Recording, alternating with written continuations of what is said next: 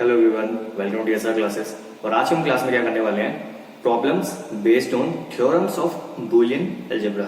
जैसे कि हमने अपनी पिछली वीडियो में क्या करा था, हमने देखा था कि जो बूलियन अलजेब्रा में बेसिकली कुछ थ्योरम्स होती है ना, 9-10 हमने थ्योरम्स को समझा था, उनको प्रूव करता यूजिंग ट्रुथ टेबल है ना। तो हमने सब थ्योरम्स को देखा था।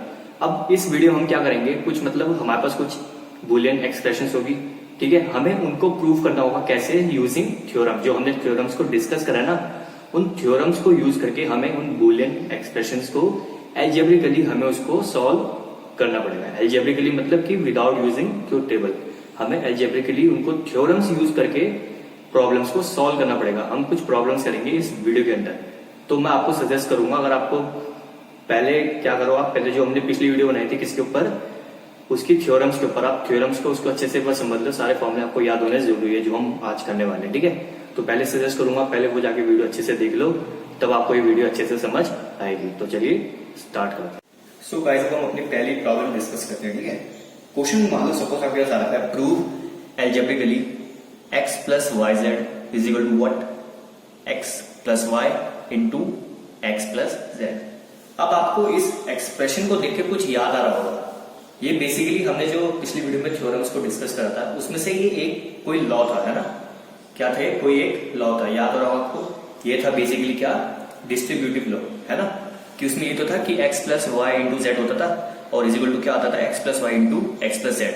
हमने अपनी पिछली वीडियो में देखा था डिस्ट्रीब्यूटिव लॉ को, तो ये डिस्ट्रीब्यूटिव लॉ है। अब डिफरेंस क्या है, उसमें हमने प्रूव कर दिया था कैसे, using truth table. Truth table से हमने इजीली इसको प्रूव कर लिया था। अब आपको क्या करना है, इसको एल्जेब्रिकली प्रूव करना है। That means what, without using truth table. आपको इसको ऐसे प्रूव करना है, विदाउट यूजिंग ट्रुथ टेबल, और you can say algebraically prove करना है। तो मतलब एल्जेब्रिकली प्रूव करेंगे इसको हम, और थ्योरम जो हमने डिस्कस करी है वो सब इसमें अप्लाई करेंगे। तो अब इसको देखते हैं हम इसको कैसे प्रूव करते हैं, ठीक है। तो चलिए स्टार्ट करते हैं। मैं क्या लेता हूँ, सबसे पहले मैं RHS ले लेता हूँ। क्या ले लेता हूँ, RHS, ठीक है। RHS क्या है मेरा, x plus Y into x plus Z, यही है ना RHS।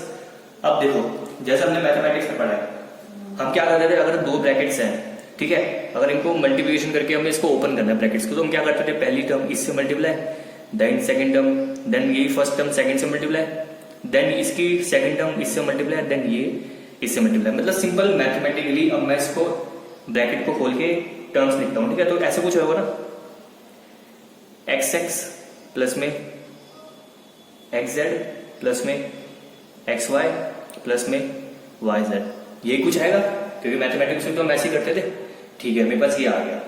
अब मैं क्या कर सकता हूं, देखो, अब मुझे यहां पे एक चीज दिखाई दे रही है, x into x. X into x क्या होता था, ये भी कोई एक लॉ होता था, याद करो। ये होता था आइडेम्पोटेंस लॉ, याद आ रहा है, जो हमने पिछली वीडियो में डिस्कस करा था, आइडेम्पोटेंस लॉ। उसमें ये होता था कि x इंटू एक्स कर लो तो हमेशा रिजल्ट क्या आता था, x ही आता था ना। अगर आप x इंटू एक्स कर लो तो रिजल्ट क्या आता था, x आता। तो मैं इसको आइडेम्पोटेंस लॉ से मैंने इसको x बना दिया। बाकी तो मुझे कोई चेंज दिख नहीं रहा, तो बाकी मैंने एज इट इज लिख देता हूं, ठीक है। और मैं साइड ब्रैकेट में लिख देता हूं कि x into x is equal to what, x idempotence law, ये होता था, ठीक है। अब देखते हैं हम क्या कर सकते हो। अब मैं क्या करता हूं कि ये जो x प्लस एक्स जेड है ना, देखो दोनों में कॉमन क्या है, दोनों में कॉमन है x, साफ साफ दिख रहा है ना, क्योंकि ये भी इधर ही x है, इधर भी एक x है। तो मैं करता हूं दोनों में से x कॉमन निकाल लेता हूं, ठीक है। तो जब मैं x कॉमन निकालूंगा तो क्या हो जाएगा, x आ जाएगा इधर, अंदर बचेगा क्या, 1 प्लस जेड बचेगा, ये बचेगा ना, ठीक है। प्लस में एक्स वाई में एज इट इज लिख देता हूं, प्लस में वाई जेड में एज इट इज लिख देता हूं, ठीक है।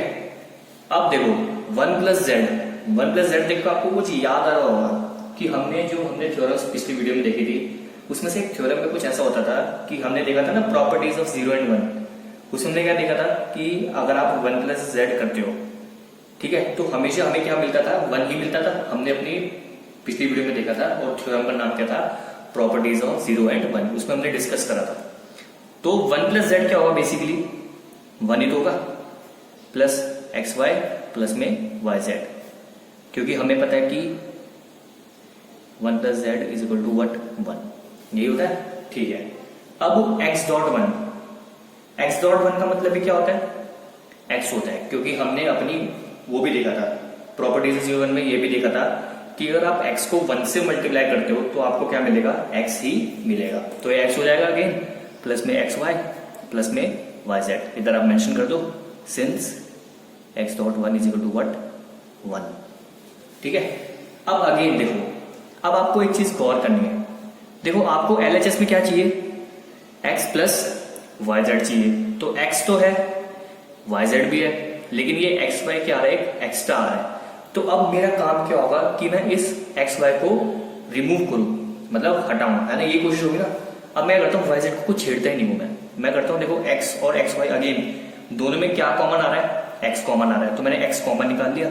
ठीक है, तो अंदर क्या बचेगा, 1 बचेगा, प्लस में वाई बचेगा, ये बचेगा, प्लस में वाई जेड। अगेन जैसे हमने ऊपर 1 प्लस जेड पे करा था, 1 आता है, तो 1 प्लस वाई के लिए भी क्या होगा, 1 ही तो होगा। ठीक है, तो x डॉट 1 कर देता हूँ इसको, प्लस में वाई जेड कर देता हूँ, और मैं लिख देता हूँ since 1 plus y is equal to what, 1। ठीक है, अगेन वही बात कि x डॉट 1 का मतलब क्या होता है, सॉरी इधर x डॉट 1 का मतलब x होता है, मैंने गलती से मैं लिख दिया, सॉरी। ठीक है, x डॉट 1 का मतलब क्या होता है, x ही होता है। तो x डॉट 1 का मतलब क्या हो गया, x हो गया, प्लस में क्या आ गया, वाई जेड आ गया। ठीक है, और लिख देंगे since x dot 1 is equal to what, x। ठीक है, और ये क्या आ गया हमारा, इज इक्वल टू LHS आ गया, ये क्या हो गया, हेंस प्रूव्ड। तो आप समझ गए होंगे कि हमने क्या करा, एक हमें एक्सप्रेशन दे रही थी और हमने इस बार इसको एल्जेब्रिकली प्रूव करा ना, विद यूजिंग व्हाट, थ्योरम्स। जो भी हमें थ्योरम्स बीच में यहाँ काम आई वो हमने थ्योरम्स यूज करके इसको प्रूव कर दिया, इस एक्सप्रेशन को एल्जेब्रिकली। ठीक है, सो गाइस अब एक और प्रॉब्लम को डिस्कस करते हैं। ठीक है, इस बार हमें क्या था कि सपोज कोई क्वेश्चन आया कि prove algebraically that x plus x bar y is equal to what, x plus y. आपको इसको एल्जेब्रिकली प्रूव करना है। आपको इस एक्सप्रेशन को देख के कुछ याद आ रहा होगा कि ये कोई बेसिक एक लॉ है ना। ये कौन सा लॉ है, डिस्ट्रीब्यूटिव थर्ड लॉ, जो हमने अपनी पिछली वीडियो में डिस्कस करता है। ये कौन सा लॉ है, डिस्ट्रीब्यूटिव लॉ। ठीक है, अब हमको इसको प्रूव करना है, यानी कि ये इसके इक्वल है, लेकिन without using truth table. That means what, हमें इसको एल्जेब्रिकली प्रूव करना है। ठीक है, तो स्टार्ट करते हैं। मैं क्या करता हूँ इस केस में ना, LHS ले लेता हूँ। ठीक है, LHS लिया, LHS क्या है मेरा, x प्लस में एक्स बार वाई, ये मेरा LHS हो गया। ठीक है, अब मैं देखता हूँ यार इसमें तो कोई प्रॉपर्टी यार मैं कुछ कॉमन वॉमन तो ले नहीं पा रहा, है ना, कुछ नहीं ले पा रहा मैं। तो मैं क्या करता हूँ, इस x के साथ देखो मैं डॉट 1 कर देता हूँ, एक्स बार वाई, ये कर देता हूँ मैं। क्यों, क्योंकि मुझे पता है कि प्रॉपर्टी ऑफ 01 क्या कहती है कि x डॉट 1 क्या होता है, हमेशा x ही होता है ना। प्रॉपर्टी ऑफ 01 होती है ना ये, कि अगर आप x को 1 से मल्टीप्लाई करते हो तो हमें क्या मिलेगा, x ही मिलेगा। तो इसमें मैंने अगर डॉट 1 कर दिया तो इससे कोई फर्क नहीं पड़ता, है ना। तो मैंने बस इसको डॉट 1 कर दिया बस। अब मैं क्या करता हूं, अब आप देखो ये 1 है, राइट। अगर मैं इसको ऐसा कर दूं, 1 को मैं चेंज कर दूं किसमें, 1 प्लस वाई में, प्लस में इसको एक्स बार वाई में ऐसे रहने देता हूं, क्योंकि मुझे ये भी पता है कि प्रॉपर्टीज ऑफ 0 एंड 1 क्या कहती है कि अगर आप 1 प्लस वाई करते हो तो आपको रिजल्ट क्या मिलेगा, 1 ही मिलेगा। यही मिलेगा ना, यही तो रिजल्ट होता है। और ये भी क्या होती है बेसिकली, प्रॉपर्टी ऑफ 0 एंड 1, यही होती है ना। तो मैंने कुछ नहीं करा, पहले मैंने एक्स था तो इसको डॉट 1 कर दिया, अब इस 1 को मैंने किसमें चेंज कर दिया, 1 प्लस वाई में चेंज कर दिया। अब देखो मैं क्या करता हूं, अब अगेन जैसे हमें मैथमेटिक्स में पता है कि हमें अगर ब्रैकेट ओपन करना, दोनों को मल्टीप्लाई करना, तो क्या करेंगे हम, ये x पहले 1 से मल्टीप्लाई हो जाएगा, तो जब x 1 से मल्टीप्लाई हो तो x ही तो बनेगा ये, प्लस में x जब y से मल्टीप्लाई हो तो क्या बनेगा, x y बन जाएगा, और प्लस में x बार y, यही हो गया। ठीक है, अब मैं एक काम करता हूँ, देखो मैं देखता हूँ प्रूफ में मुझे क्या चाहिए, x प्लस वाई चाहिए। क्या चाहिए, x प्लस वाई। तो एक x तो है मेरे पास, अब मुझे इन दोनों को कुछ सॉल्व करना पड़ेगा जिससे y आ जाए। तो मतलब कि मैं x को नहीं छेड़ता, x को मैं एज इट इज रहने देता हूँ। ठीक है, तो मैं करता हूँ x को मैंने एज इट इज रहने दिया। अब देखो दोनों में कुछ कॉमन आ रहा है, इस x y और x बार y में कुछ कॉमन आ रहा है, यस, दोनों में y कॉमन है, तो मैंने y कॉमन निकाल लिया। ठीक है, तो अंदर क्या बचेगा, x प्लस में x बार बचेगा, यही बचेगा ना। ठीक है, तो अब आपको एक और प्रॉपर्टी और जैसे लॉ याद होगा, कौन सा law, complementary law. Complementary law क्या कहता था कि अगर आप x प्लस एक्स बार करते हो, क्या x प्लस एक्स बार करते हो तो आपको क्या मिलता है, रिजल्ट 1 मिलता है। तो मैं इधर क्या मेंशन कर दूंगा, x plus x bar is equal to 1, complementary law, यही होता था ना। अब देखो y डॉट 1 का मतलब क्या होता है, y तो होगा, क्योंकि जैसे हमने ऊपर भी डिस्कस करा तो x डॉट 1 मतलब x होता है, क्योंकि प्रॉपर्टी ऑफ 0 1 यही कहती है। तो y डॉट 1 का मतलब तो क्या होगा, y तो होगा। How, property of 0 and 1, and ये जो x प्लस वाई है ये तो हमारा RHS है, तो ये क्या हो गया, इज इक्वल टू RHS, यानी कि हमने प्रूव कर दिया कि जो हमारा LHS है वो किसके इक्वल है, RHS के। हम लिख देंगे हेंस प्रूव्ड, प्रूव हो गया ना हमारा। और ये हमने दूसरी एक्सप्रेशन को हमने प्रूव कर दिया है अलजेब्रिकली, है ना, with using theorems. So guys, Boolean expression की अब हम एक और प्रॉब्लम को क्या करते हैं, सॉल्व करते हैं, ठीक है, प्रूव करते हैं। मुझे बूलियन एक्सप्रेशन दी थी, ठीक है, कि मुझे कहता है आपको इसको अलजेब्रिकली क्या करना है, आपको बूलियन लॉज यूज करके आपको इसको प्रूव करना है। ठीक है, ये एक्सप्रेशन दे दी मुझे, ए डैश का मतलब क्या होता है, ए नॉट। आपको पता ही होगा कि अगर यहाँ पे डैश आ जाए या फिर बाहर आ जाए, दोनों का मतलब एक है, दोनों को इसको रिप्रेजेंट करते हैं, नॉट को रिप्रेजेंट करते हैं, ठीक है, चाहे डैश हो या बाहर हो, ठीक है। तो A dash plus B equal to क्या प्रूव करना है, is equal to A dash B dash plus A dash B plus A B. अब आप इसको कैसे भी सॉल्व कर सकते हो, या तो आप LHS ले लो या फिर RHS ले लो, ठीक है। मैं क्या करता हूँ, LHS ले लेता हूँ, मैं लेता हूँ LHS ले लिया, ठीक है, मैंने LHS लिया। LHS क्या है, ए डैश प्लस बी है, राइट। अब देखो मैं एक काम कर सकता हूँ, मैं इसको करता हूँ ए डैश इंटू 1 कर लेता हूँ, प्लस में 1 इंटू बी कर लेता हूँ, क्योंकि मुझे पता है, क्योंकि प्रॉपर्टी ऑफ 0 एंड 1 क्या कहती है कि अगर आप कोई भी आपके पास एक वेरिएबल हो, अगर आप उसको 1 से मल्टीप्लाई करते हो, क्या करते हो, 1 से मल्टीप्लाई करते हो, तो हमेशा आपको क्या मिलता है, वो वेरिएबल ही मिलता है, क्योंकि ये तो होती है प्रॉपर्टी कि 1 डॉट एक्स क्या होता है, हमेशा एक्स ही होता है ना, प्रॉपर्टीज ऑफ 0 एंड 1। तो मैंने प्रॉपर्टीज ऑफ 0 1 यूज करके मैंने कर दिया, दोनों को 1 1 से मल्टीप्लाई कर दिया। अब मैं क्या करता हूं, देखो आप, ये इधर है ए डैश, मैं इसको बना लेता हूं क्या, बी प्लस में बी डैश, क्या बना लेता हूं, b plus b dash, plus में ये इधर 1 है, 1 को मैं बनाता हूं क्या, ए प्लस में ए डैश, बना दिया, इंटू बी, यही है।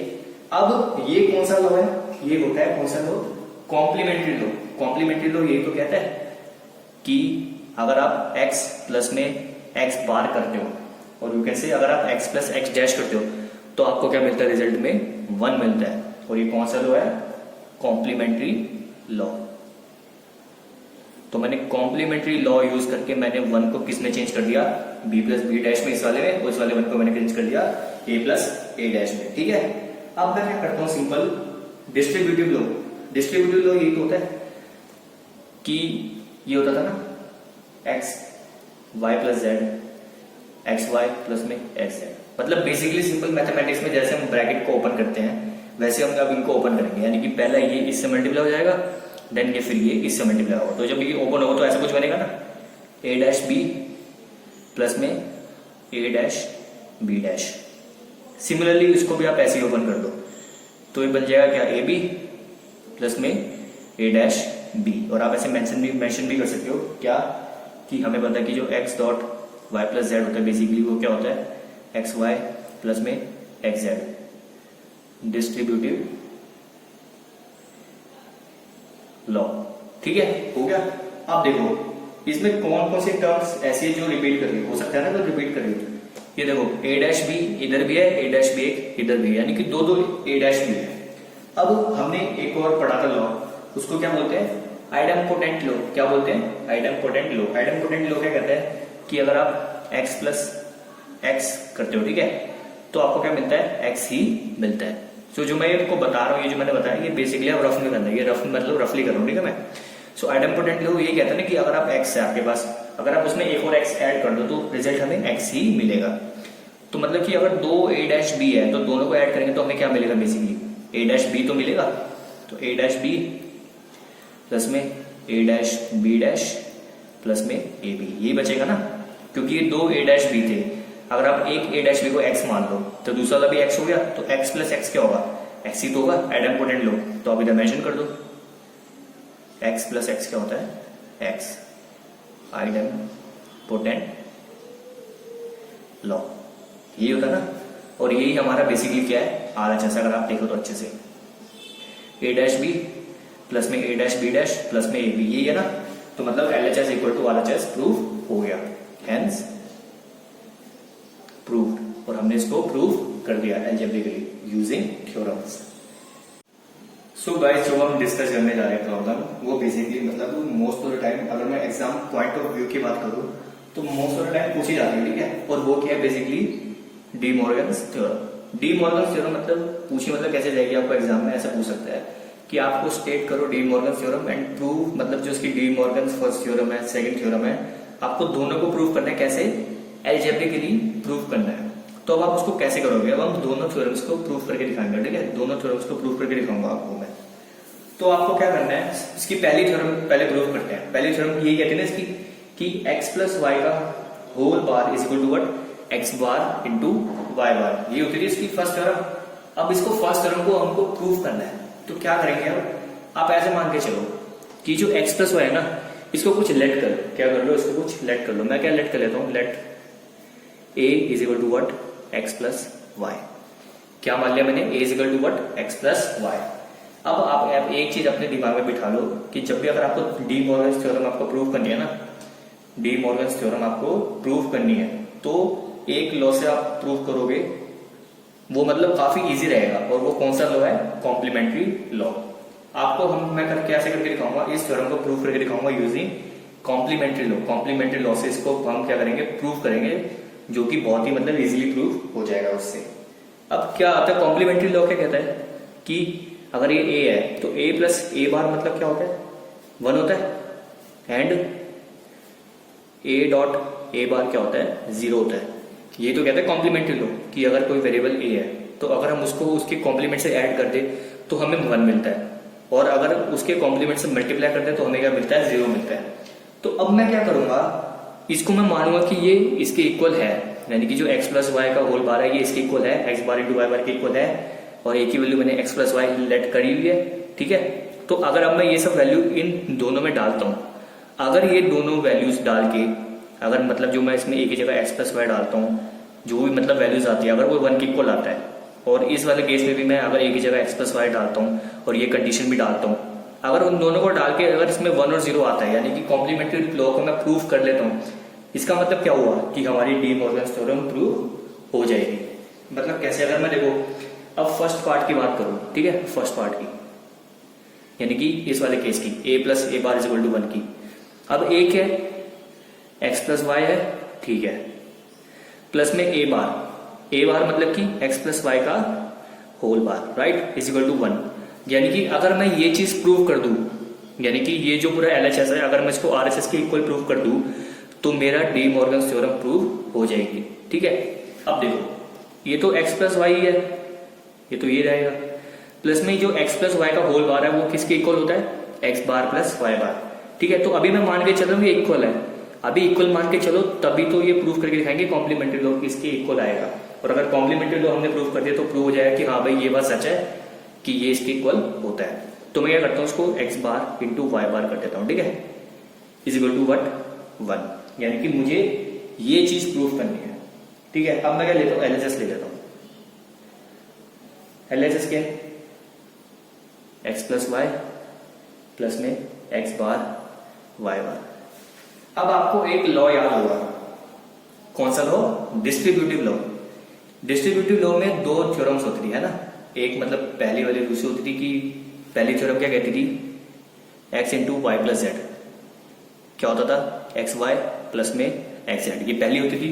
और दूसरी क्या होती थी, x प्लस में y Z is equal to what, x plus Y into x plus Z, यही होती थी ना दूसरी वाली। अब मैं क्या करूंगा, डिस्ट्रीब्यूटिव लॉ की दूसरी थ्योरम यूज करके इसको एक्सपेंड करूंगा, ठीक है। अब आप क्या करो, इस x प्लस वाई को एक सिंगल वेरिएबल मान लो, जैसे इधर ये खाली x लिखा है ना, इसको मान ले खाली सिंगल वेरिएबल है, यानी कि इसको पूरे को सपोज मान के चलो ये x है, यानी कि x प्लस वाई जेड, इसको मान लो y है x बार और y बार को मान लो z है। तो ये बिल्कुल उसको सेटिस्फाई कर रहा है ना। तो इसको मैं ऐसे चेंज कर सकता हूं, x प्लस वाई प्लस में x bar dot x plus y plus में y बार। क्योंकि आप खुद सोचो, इस पूरे को अगर मैं इस लॉ की बात करूं, सेकंड लॉ की बात करूं, इस पूरे को मैं देखो, इस x प्लस वाई को मैं इधर अभी x मान के चल रहा हूं, इस x बार को y मान के चल रहा हूं और इस y बार को z मान के चल रहा हूं। तो ये किसके इक्वल होगा, x प्लस वाई, पहला ब्रैकेट में क्या है x प्लस वाई, क्योंकि मेरा x इस केस में क्या x प्लस वाई है, तो x प्लस वाई लिख दिया मैंने, प्लस y, और y क्या मेरा इस केस में x बार है, तो इधर आ गया x bar into x plus z। इस केस में मेरा x क्या है पूरा, मैंने x प्लस वाई माना हुआ था, तो इधर x प्लस वाई आ गया, प्लस में क्या था z, और z के माना होता है मैंने y बार। तो मैंने वही क्या करा, मैंने using x plus Y Z is equal to what, x plus Y into x plus z, यानी कि डिस्ट्रीब्यूटिव लॉ मैंने सिंपल यूज करा और इसको मैंने ऐसे चेंज कर दिया। अब मैं क्या करता हूं, देखो मैं क्या करता हूं, इसको x प्लस एक्स बार कर लेता हूं, क्या कर देता हूं x प्लस एक्स बार कर देता हूं, प्लस y इसको सेपरेट कर देता हूं, इनटू मैं इसको इधर क्या कर लेता हूं y प्लस वाई बार कर लेता हूं, प्लस में x सेपरेट कर देता हूं, ठीक है। अब देखो x प्लस एक्स बार क्या होता है, 1 होता है ना, क्योंकि कॉम्प्लीमेंट्री लॉ यही तो कहता है कि जो x प्लस एक्स बार होता है वो क्या होता है, 1 होता है। तो जो x प्लस एक्स बार है वो हो जाएगा 1 प्लस में y into similarly y plus Y bar भी क्या होगा, 1 ही तो होगा, कॉम्प्लीमेंट्री लॉ, प्लस में x, क्योंकि हम इधर मेंशन कर देंगे सिंस x प्लस में x bar is equal to what, 1, ठीक है। अब देखो हमें पता है एक और चीज, properties of 0 and 1। Properties of 0 1 में क्या होता था कि अगर कोई वेरिएबल 1 के साथ ऐड हो रहा है, क्या अगर कोई वेरिएबल 1 के साथ ऐड हो रहा है तो हमेशा रिजल्ट क्या आता था, 1 ही आता था। यानी कि अगर मैं 1 प्लस वाई करूं तब भी क्या आएगा, 1 आएगा, और अगर मैं 1 प्लस एक्स करूं तब भी क्या आएगा, 1 आएगा। प्रॉपर्टीज ऑफ 0 एंड 1, तो मैं लिख दूंगा since 1 plus x is equal to what, 1, ये होता था ना, ठीक है। अब 1.1 का मतलब तो ऑब्वियसली पता ही है क्या होगा, 1 ही तो होगा, और हमारा प्रूफ हो चुका है। क्या हो गया ना, इक्वल टू RHS हो गया, क्योंकि हमने ये पूरा इसके 1 के इक्वल करना था और हमने ये पूरा 1 के इक्वल कर दिया। यानी कि फर्स्ट पार्ट को हमने क्या कर दिया, प्रूफ कर दिया, है ना। लिख देंगे फर्स्ट पार्ट इज प्रूव्ड, है ना, फर्स्ट पार्ट प्रूव हो गया। अब हमें सेकंड पार्ट को प्रूफ करना पड़ेगा, तभी तो ये पूरी थ्योरम हमें सेटिस्फाई करेगी, हाँ भाई कि ये सच में इसके इक्वल होता है। अब हम सेकंड पार्ट को क्या करते हैं, प्रूफ करते हैं। तो सेकंड पार्ट को प्रूफ करने के लिए अब हमें क्या देखना है कि a dot A bar equal to क्या करना है, हमें 0 करना है। तो a क्या है, x प्लस वाई है, डॉट ए बार। देखो a बार का मतलब क्या हुआ, x प्लस वाई का होल बार। क्यों, क्योंकि मैंने a को माना हुआ है x प्लस वाई है, तो a बार मतलब कि x प्लस वाई का होल बार, और x प्लस वाई का होल बार किसके इक्वल है, x बार प्लस वाई बार। तो मैं सीधा लिख देता हूं कि a की जगह मैंने लिख दिया x प्लस वाई, और a बार की जगह लिख देता हूं मैं क्या, x बार इंटू वाई बार। अब मुझे इसको इक्वल टू 0 प्रूफ करना है, इस पूरे LHS को 0 के इक्वल प्रूफ करना है, ठीक है। तो मैं क्या करता हूं, सिंपल LHS ले लेता हूं। तो LHS क्या है, x plus Y dot X bar Y bar. अब मैं क्या करता हूं, सिंपल एसोसिएटिव लॉ यूज करता हूं। एसोसिएटिव लॉ क्या कहता था, ये कहता था ना कि जैसे अगर मान के चलो कि x इंटू वाई जेड हो रहा है, ठीक है, वो क्या होता था, इक्वल किसके होता था, एक्स वाई इंटू जेड के। इसका मतलब सिंपल वो ये कहना चाहता था कि आप चाहे पहले वाई जेड को मल्टीप्लाई कर लो, फिर उसको एक्स के साथ मल्टीप्लाई कर लो, या फिर आप पहले एक्स वाई को मल्टीप्लाई कर लो, देन उसको जेड के साथ मल्टीप्लाई कर लो, दोनों इक्वल ही होंगे। तो अब मैं इसको यूज करता हूँ एसोसिएटिव लॉ को, और इसको एक्सपेंड कर देता हूँ, ठीक है। तो इसको अगर मैं एसोसिएटिव लॉ के हिसाब से देखूं, तो आप इस लॉ के हिसाब से इसको मान लो पूरे को x, क्या मान लो, इस पूरे को मान लो x प्लस वाई को मान लो x, और ये हो गया y और ये हो गया z, यानी कि x इंटू वाई जेड, है ना। तो मैं इसको ऐसे नहीं चेंज कर सकता कि x बार Y bar into x plus Y, ऐसा भी तो चेंज कर सकता हूं। मैंने बस इस लॉ का यूज करा और मैंने इसको ऐसे चेंज कर दिया, ठीक है। अब हम कौन सा लॉ यूज कर सकते हैं, हम यूज करेंगे डिस्ट्रीब्यूटिव लॉ। कौन सा law, distributive law. Distributive law क्या कहता था कि x इंटू अगर y प्लस जेड हो रहा है तो हमें क्या मिलता था, एक्स वाई प्लस में एक्स जेड, ये तो मिलता था। तो वही करूंगा, यानी कि पहले ये इससे मल्टीप्लाई हो जाएगा, देन ये इससे मल्टीप्लाई हो जाएगा। अगर हम मैथमेटिक पॉइंट ऑफ व्यू से भी देखें तो अब हमें क्या मिलेगा, बेसिकली ये तो मिलेगा x bar Y bar into x plus में एक्स बार वाई बार इंटू वाई। ठीक है,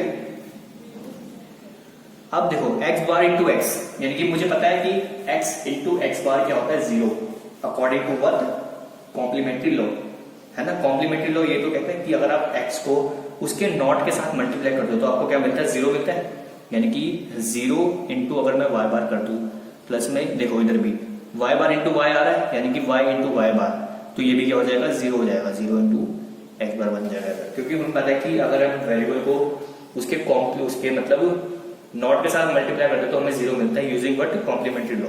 तो मैं मेंशन कर दूंगा since x into x bar 0 to what, 0।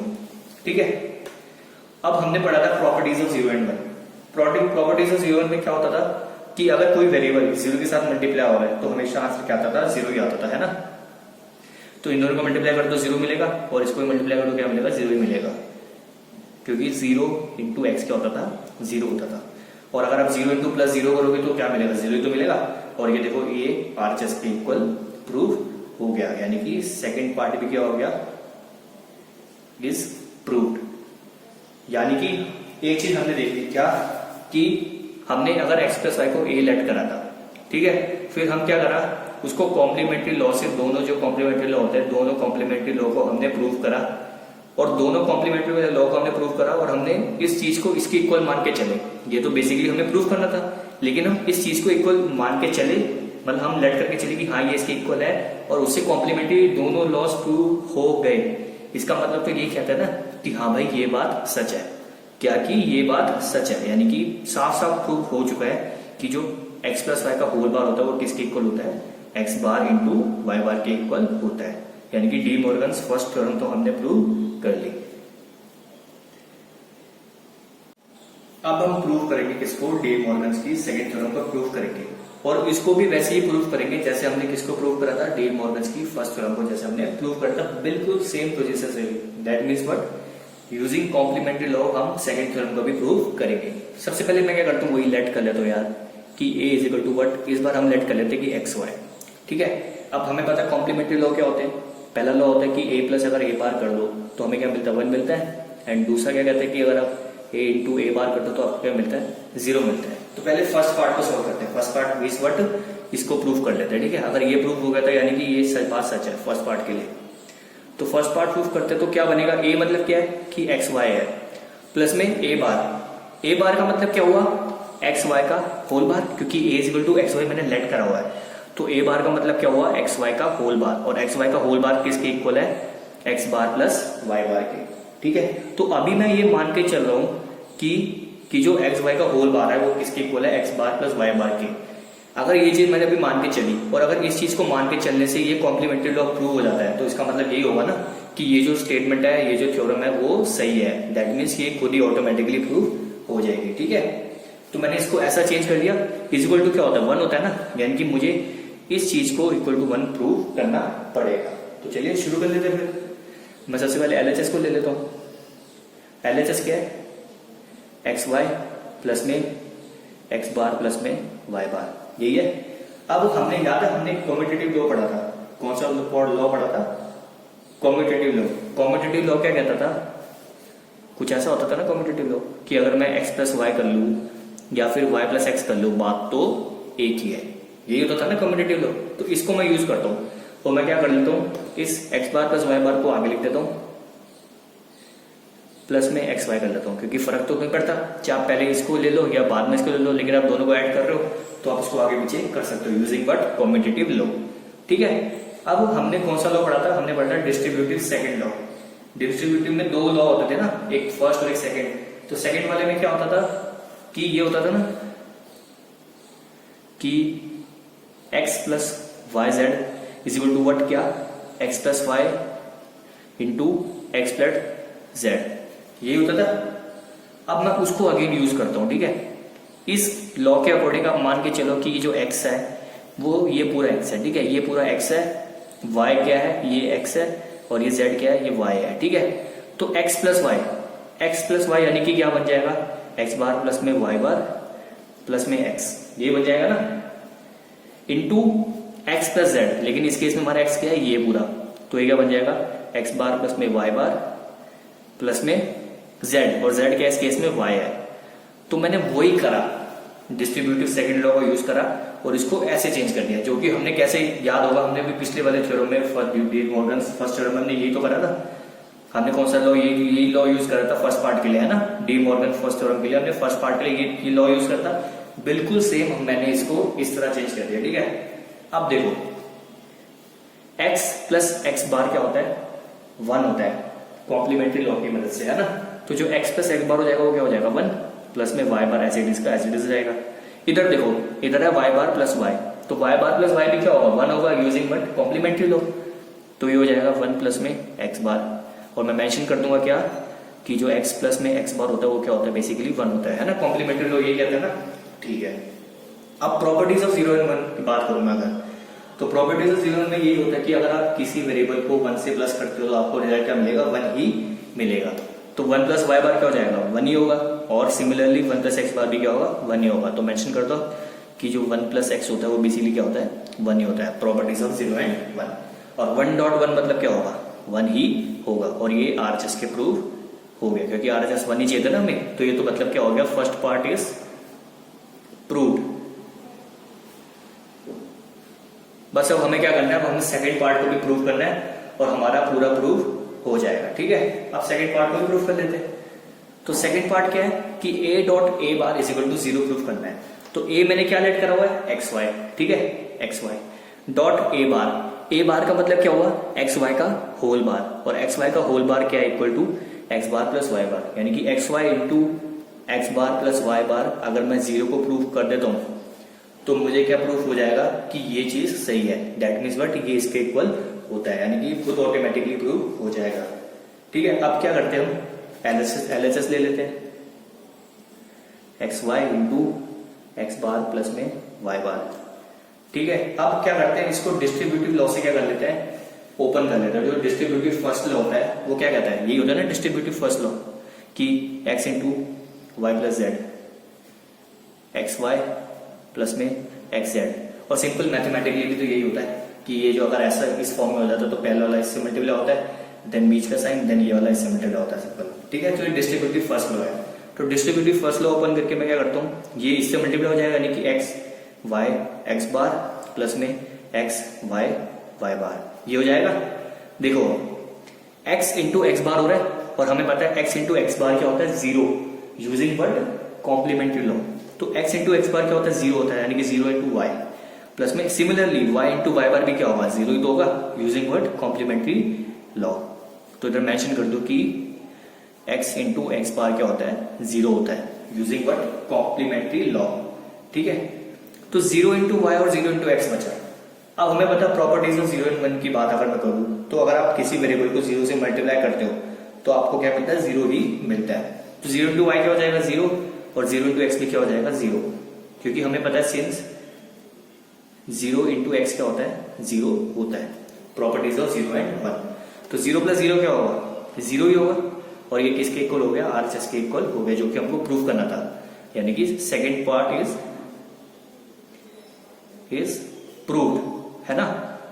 और इस तरह से हमने जब दोनों पार्ट को प्रूव कर लिया, यानी कि हमने a को एक्स वाई लेट करा और हमने इस कंडीशन को भी मान के चले कि हाँ भाई ये होता है, कि ये इसके इक्वल है, हमने मान के चला, और हमने इन दोनों को मान के चल के हमने कॉम्प्लीमेंट्री के दोनों लॉज को प्रूव कर दिया। तो इससे साफ साफ जाहिर होता है कि हाँ भाई कि ये बात सच है, और हम ये कह सकते हैं कि hence D Morgan's second theorem is proved, है ना। इस तरह से हमने क्या कर लिया, दोनों जो डी मॉर्गन्स की थ्योरम थी, डी मॉर्गन्स फर्स्ट थ्योरम और डी मॉर्गन सेकंड थ्योरम, दोनों को हमने प्रूव कर लिया। सो गाइस, आई आपको समझ आ गया होगा कि मतलब हमने कुछ प्रॉब्लम्स को सॉल्व करता है ना with using theorems of Boolean algebra. तो आप कोई भी आपके पास एक एक्सप्रेशन आती है, तो अगर आपको कहीं कि उसको अलजेब्रिकली आपको सॉल्व करना है, तो आप उसको कैसे सॉल्व करोगे, आपको समझ आ गया होगा। हमने इसमें 4-5 प्रॉब्लम्स को डिस्कस करा, है ना। बस आपको क्या करना है, हर एक स्टेप पे आपको देखते हैं कि कौन सी थ्योरम अप्लाई हो सकती है, उस थ्योरम को लगाओ एंड जो आपको प्रूव करना है उसको प्रूव कर दो। एंड इसमें मतलब एक चीज मैंने बताई थी, जो डी मॉर्गन्स थ्योरम होती है वो मतलब एग्जाम पॉइंट ऑफ व्यू से बता रहा हूँ मैं, वो मतलब बहुत ज्यादा बार आती है कि मतलब आपको कह सकते हैं कि state D Morgan's theorem and आपको उसको प्रूव करना है यूजिंग एल्जेब्रिकली, मतलब आपको एल्जेब्रिकली उसको प्रूव करना है, मतलब उसको थ्योरम्स लगा के आपको प्रूव करना। सो ये मतलब बहुत ज्यादा टाइम मतलब पूछा जाता है, तो ये मतलब थोड़ा इंपॉर्टेंट है डी मॉर्गन्स वाला। सो अगर आपको कोई डाउट है तो आप पूछ सकते हैं। Till then goodbye, take care.